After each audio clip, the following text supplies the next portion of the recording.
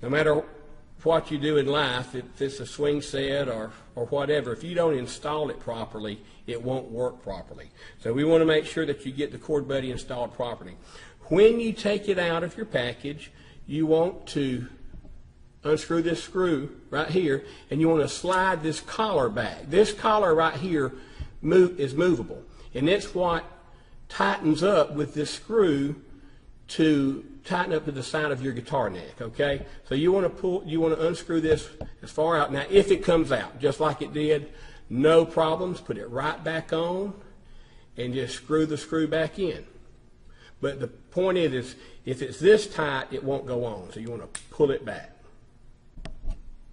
All right, what I want to explain now is the under part of the Chord Buddy and some things you need to be aware of. If you'll see this little clear tab that I'm pointing at with the end of my pen, and I'm going to turn it a little bit so that you can see that rib. We call that a rib, actually, not a tab. Then there's one on this side, and there's one just like it on this other side. Okay, the importance of this sits on top of the fretboard.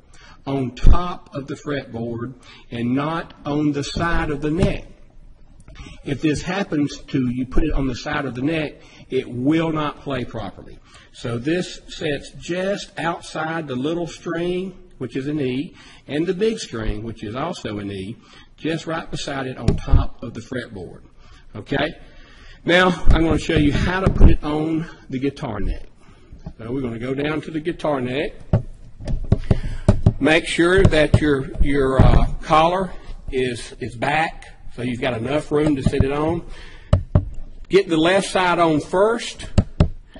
Make sure that you're sitting on top of the neck, and then go ahead and rest it over so that the other rib is sitting on top of the neck. At this point, push your collar in. Just push it in, and it should stay. Now, what I want to point out here is if you go ahead and slide this back till your ribs hits the nut, and the nut is what these strings ride over. Okay, if you look right here where I'm pointing now, you've got about 1/4 of an inch from this 3rd fret. These metal things are called frets. So you count up 1, 2, 3. You've got about 1/4 to 1/2 of an inch here to make it play its best. Go ahead and scoot it down just a little bit on your guitar so that this tab, this rubber gray booty, when you press down the blue button, hits just behind the 3rd fret. Not on top of it, and for sure not in front of it, because that would be playing a totally different chord than a G chord. So press it down and test it. Make sure that it's hitting just behind the 3rd fret. At this point, tighten up the screw. Go ahead and get it as tight as you can get it with your fingers. Don't get a vice grips or a pair of pliers, but get it as tight as you can get it with your fingers. Then I can just press this blue button down. As you just heard, it's playing a perfect chord. Playing a perfect D chord, perfect G chord. I'm going to tilt the guitar up and show you the proper angle.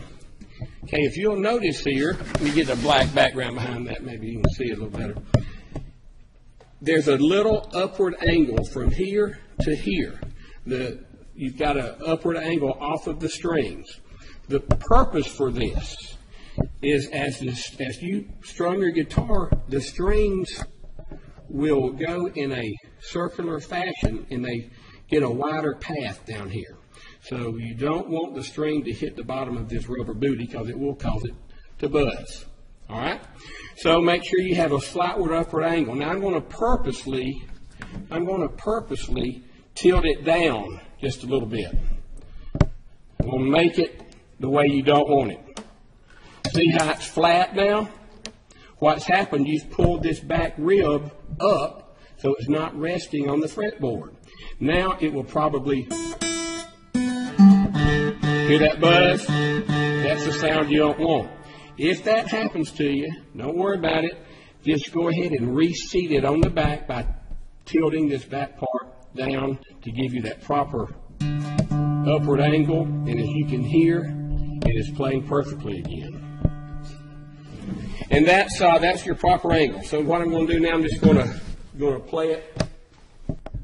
Okay, we now have the Chord Buddy properly installed on the neck. We've got it very as tight as we can get it with our fingers. We've got the proper upward angle coming down, and we've got the rib sitting on top of the fretboard and not on the side of the neck. We've got, when we tested it, it was just barely behind the 3rd fret, not on top of the 3rd fret and not ahead of it. Okay? Now I'm just going to run through the chords. Let's check it. Perfect G chord, a perfect D chord, the yellow is E minor, perfect D minor, and then your green is your C, a perfect C chord. So, as you can see, with proper installation, the Chord Buddy will play as it's designed to play, will not buzz out on you and have any extra noise that you don't want.